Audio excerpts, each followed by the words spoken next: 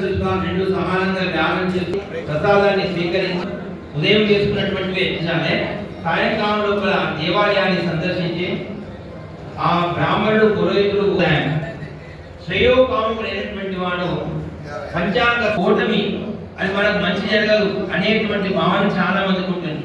ఎప్పుడైనా కూడా కాలం ఎవరికి చెడు చేయదు, కాలం మంచి చేస్తుంది. ఎవరికి చెడు చేస్తుంది? ధర్మం తప్పినటువంటి వారు, బ్రాహ్మణ్ణే కానీ గోవునే కానీ దేవాలయాలు కానీ దేవుణ్ణే కానీ హిందూ ధర్మాన్ని వాళ్ళకు మాత్రమే ధర్మం అనేది చెడు చేస్తుంది. కాలం ఎవరికి చెడు చేయదు. ఈ పరాభవంలో నిగూఢమైనటువంటి అర్థం ఉంది. రాష్ట్రీయము అన్నప్పుడు పట్టాడిగా పరదేవత అంటే లలిత అమ్మవారి యొక్క నామాన్ని స్మరిస్తుంది. మరి భవ అనేది భవహర శంకరుడు, భవుడు ఎవరంటే శంకరుడు, శివుడు అంటే అమ్మవారి యొక్క రెండు రూపాలండి.